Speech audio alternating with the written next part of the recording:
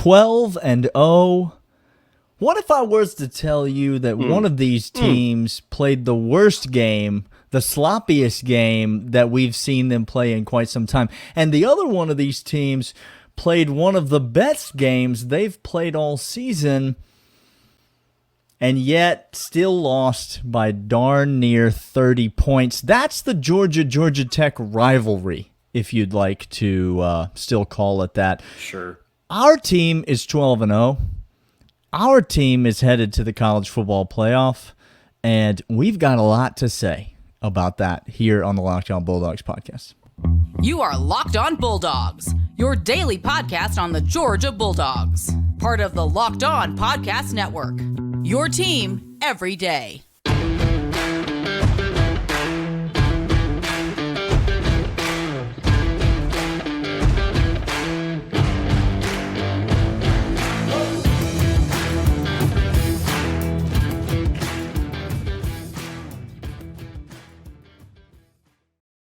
Welcome back, everybody. This is Locked On Bulldogs here on the Locked On Podcast Network, your team every day. Daniel, yes? As you said in the open, we're going to overreact. This is our overreaction special. Don't come here for reactions. I'm going to say some things about a number of players. Okay. And today I mean them. Okay. It may change tomorrow, Yeah, but look, today... No one's going to hold you to any of this tomorrow. Okay, that's good. Yeah.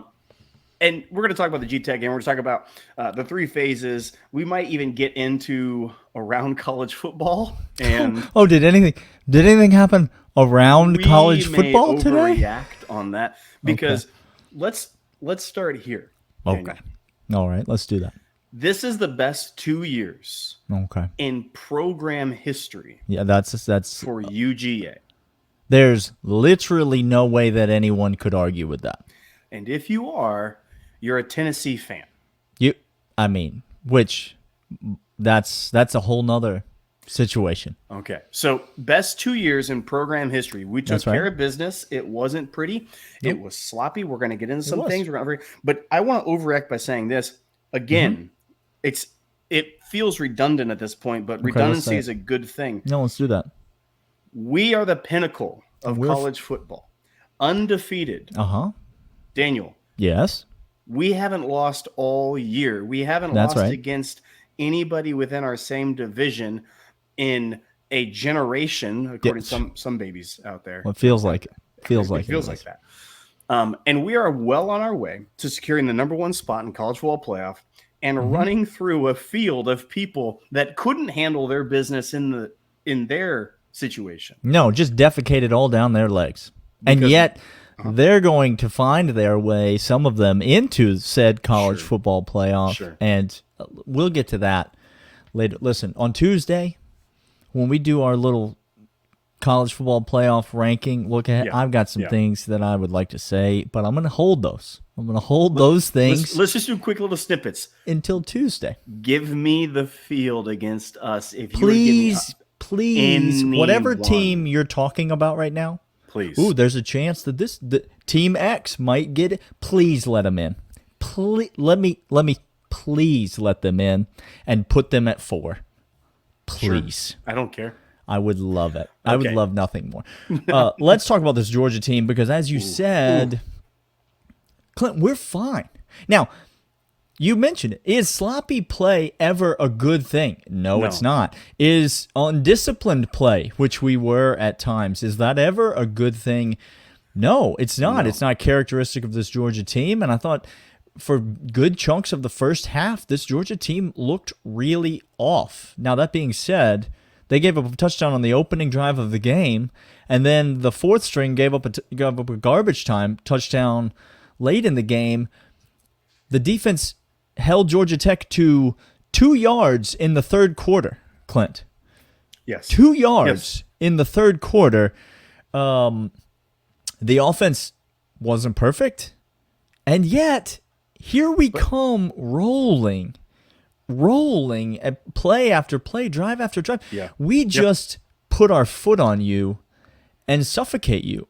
And people don't like the Kentucky game. They don't like this Georgia Tech game. Okay. And they don't like winning? I don't care. if you don't like it. So leave a comment and tell me about how much you don't like it. I'm not going to type a response, but here it is. No. I don't care. No. Because you know what we didn't do? We didn't come out here at home and lose to J.J. McCarthy. That's right. That's what we didn't do. Do you know what we didn't do?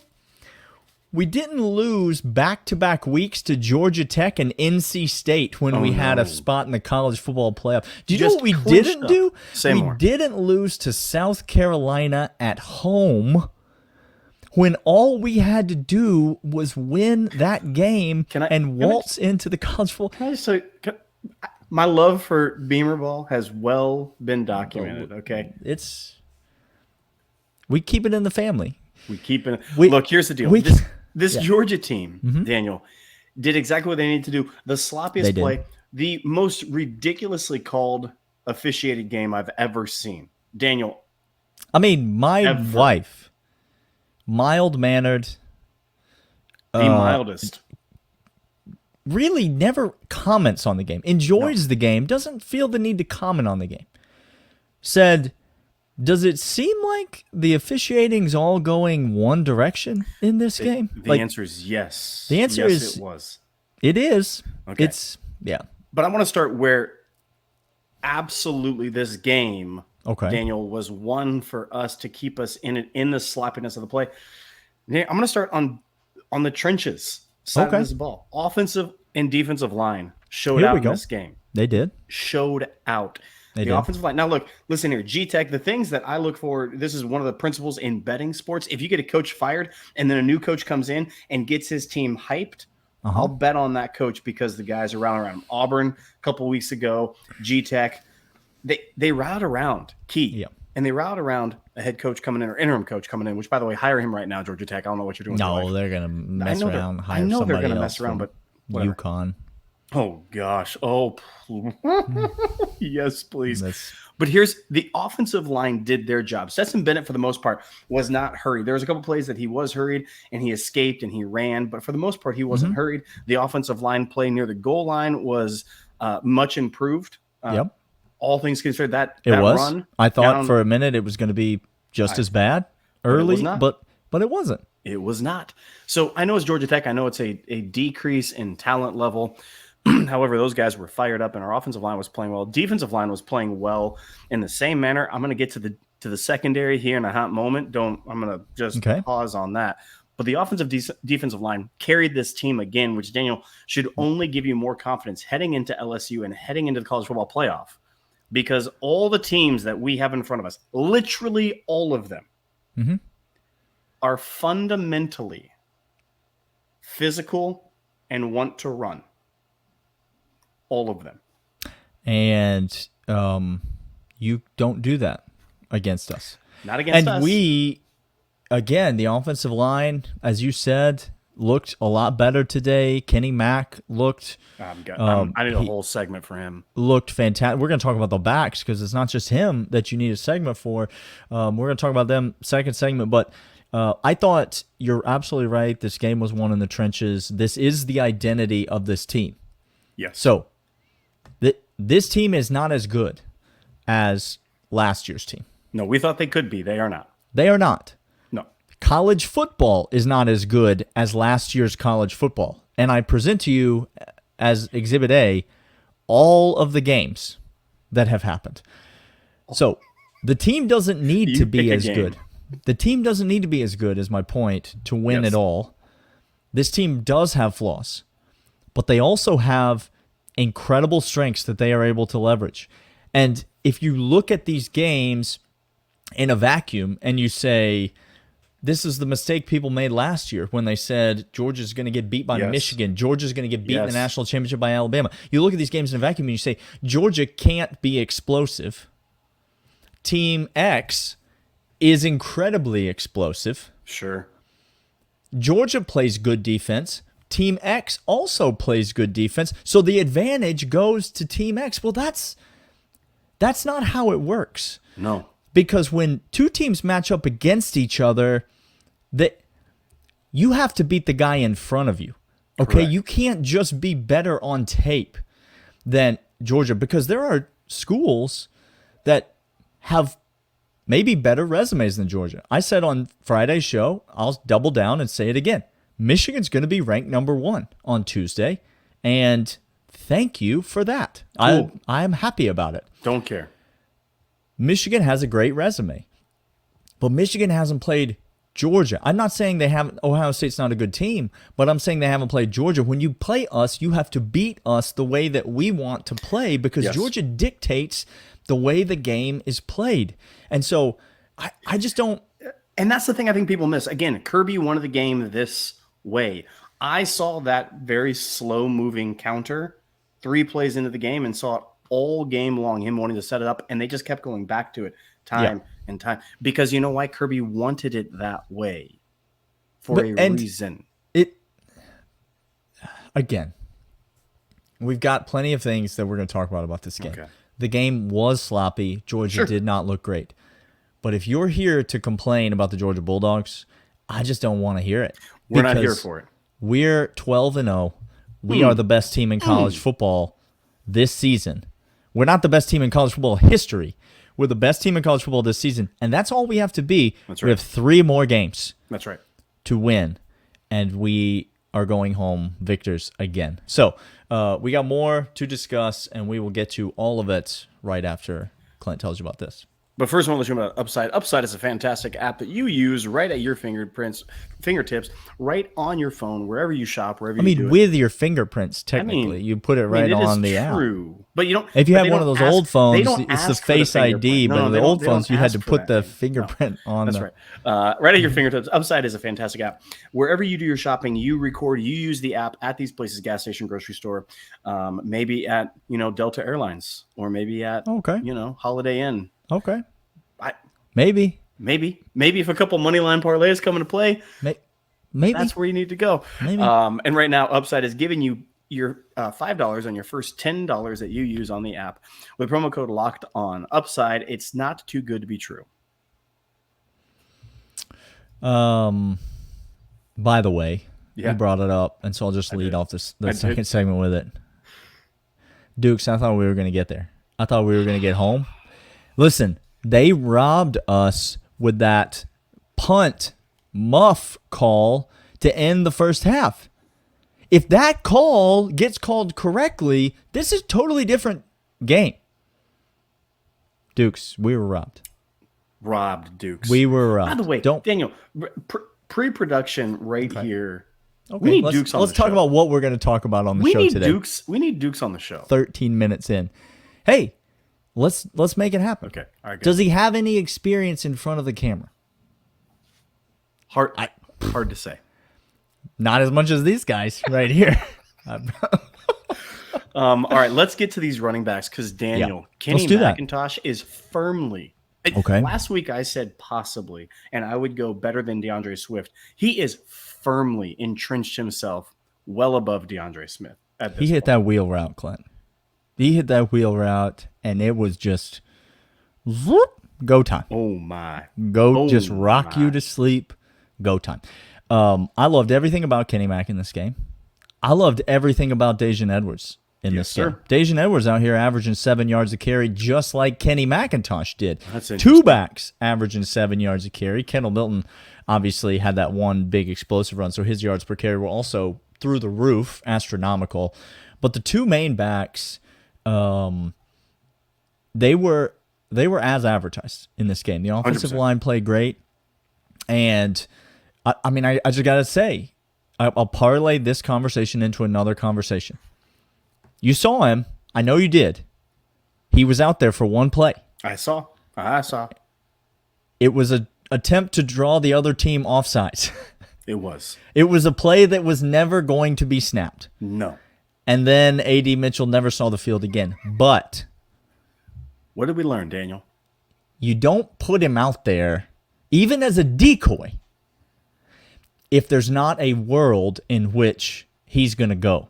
So he's going to go next week. And Clint, I have to tell you, it does not come a moment too soon because I like these receivers. And I think these receivers are talented. Marcus Rosemey has shown me some things this year. Ooh. And Ladd McConkey has gotten over the yips, and he has grown back into Ladd McConkey, which, by the way, Clint, Daniel, don't sleep on he was me this close. being on top of the couch. Why? What? What had happened? He had one cut, Daniel. One cut to take that punt back. Gosh, he was right there. He was so close. Ladd McConkey has come back around. But I'll just be real with you. Right now, defenses do not respect the University of Georgia passing game. Specifically, they do not respect the wide receiver's ability to hurt them. On the edge, they don't, Daniel, not whatsoever. They do not. And Georgia Tech had a great game plan in this game. Georgia Tech, by the way, is playing great defense. They held North Carolina on this podcast last week. That's right. That's right. Georgia Tech is a sneaky good defensive team, and they had a great game plan, and they executed it fairly well, I thought. Again, Georgia still almost covered 35 points in this game, but Georgia just puts their foot on your throat and just chokes you out. But early on, Tech had the game plan. Same thing Kentucky did. Yeah. They do not respect the outside threat at all. Now, I'm not saying that can't get you burned by Stetson Bennett and these current wide receivers, but as of the last few weeks, it has not burned anyone. We need A.D. Mitchell back in this rotation, something significant. This is what I learned here, stock up, stock down from preseason, beginning of the season, Daniel. Who's better, who's worse? Okay. This is more of an off-season conversation. Interesting. Well, I'm parlaying that to now. Like, where have they grown this season? Yeah, here we go. Okay. Ladd McConkey, stock is up on him stock is finishing the season. Okay. Mid-season, it was murky. What was in the tank? The stock was in the tank. It was penny stocks. Now we over here and Ladd doing a lot of good things, playing his best ball of the season, which is very good heading into where we need to head. Which is ironic because he had 0 catches in this game and he had 1 carry. So he literally did nothing. Yeah, no, he looked great on the field. Yeah. Rosemy, Jack Saint, stock up. Guy's looking great. He can win those 50-50 balls in the end zone. I love it. Arian Smith, probably flat. Okay, probably flat, injury and coming back and all that. I just need you to catch the ball, man. Just sure-handed, man. Like don't get it in the gut. Catch with your hands. I just need you to catch the ball. That's all you need to do. A.D. Mitchell's going to come back, and Daniel, I don't know how to communicate this to Dog fans. We have a running game that has dominated. Kenny Mack has had his best 2 games of the entire year. 167 and whatever it was today. Average is up over 6 yards per carry. 3 tuds in those games. He is beast mode right now. That's right. You combine that with AD coming back, and then the game plan totally changes. I don't know how to communicate this to you. It needs to. It's going to. It's going to. Because those receivers that you just named, which is, I'll parlay this into the running back conversation because my main point, I'm going to get back to what I was about to say in a second, but my main point was kudos to these running backs for carrying this team. Yes. I know Brock Bowers, I know Stetson Bennett, I know the defense. Okay, I know those things carry the team. Segment 3's defense. I get that. But kudos to these running backs for really doing some heavy lifting in these several weeks because I'm not sure if you realize this, Clint. When your best wide receiver goes down with injury, you always lose the game. You always lose every game you play. I think it's actually mandated.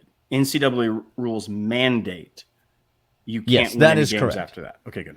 So kudos to these running backs for really breaking all the rules. They're really getting out here doing the unspeakable things and letting this Georgia team go 12-0, even without our best wide receiver. The difference between those 2 guys that you said stock up, absolutely, Ladd McConkey, stock up, better than we thought he was. Yes.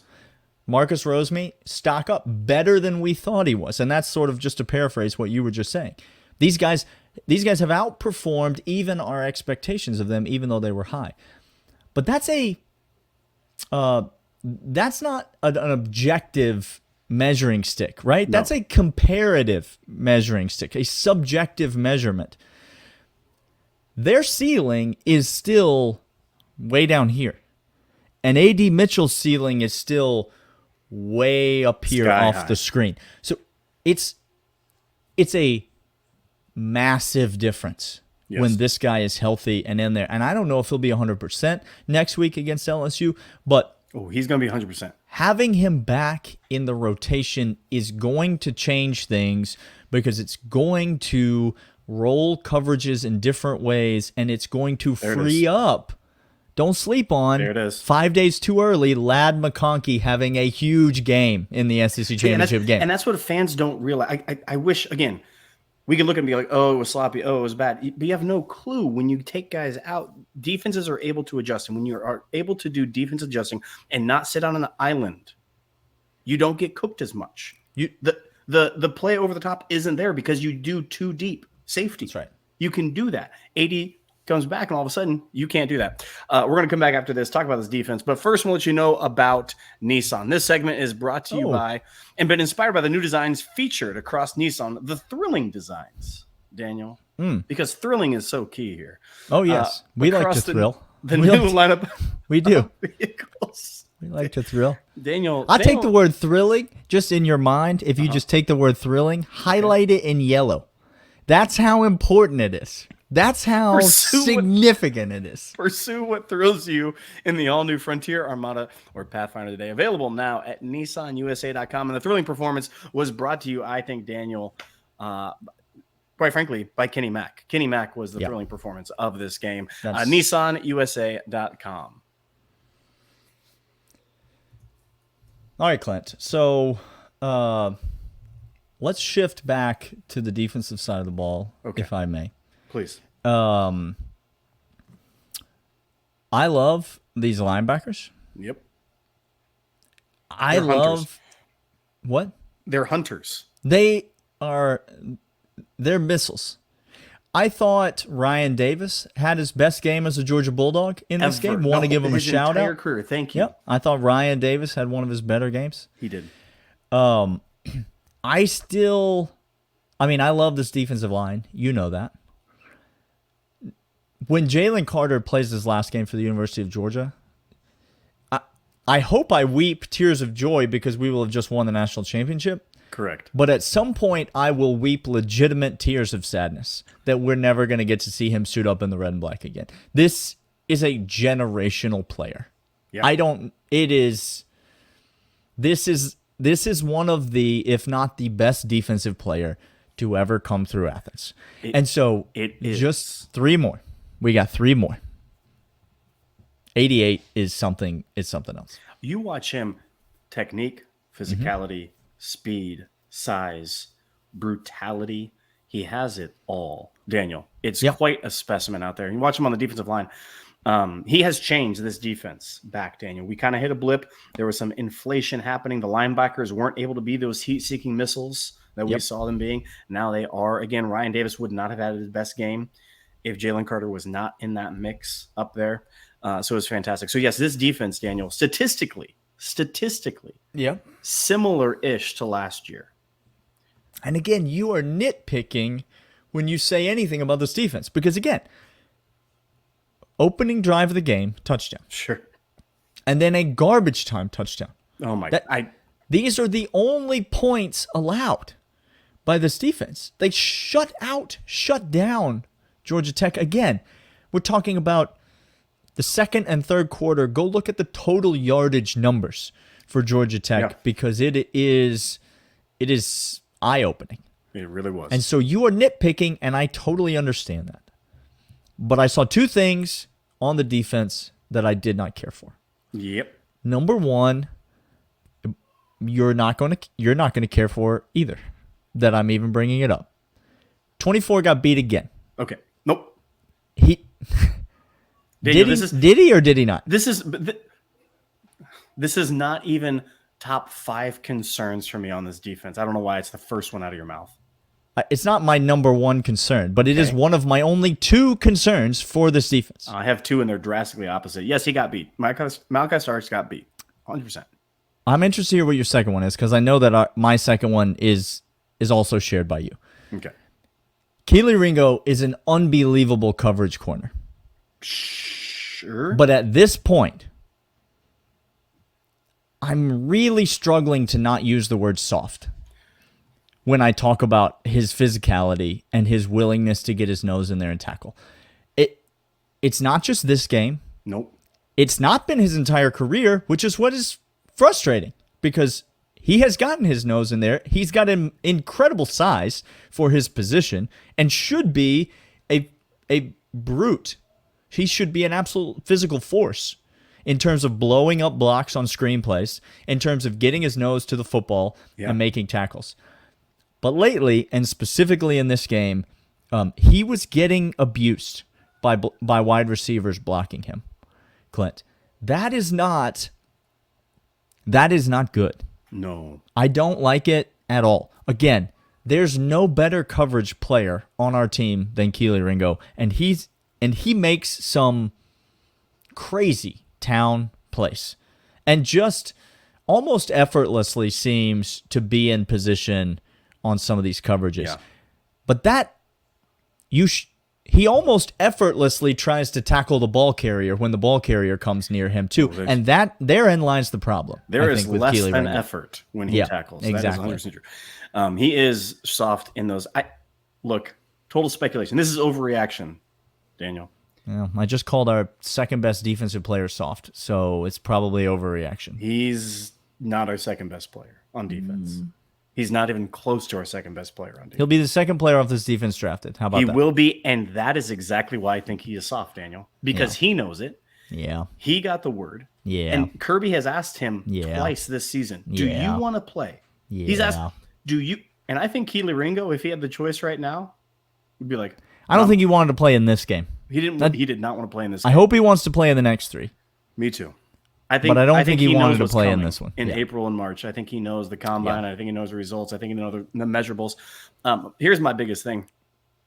Chaz needs to never see the field ever again for UGA. No. Ever. Your job. I don't need you to sack the quarterback. We have talked on this pod a bunch of times.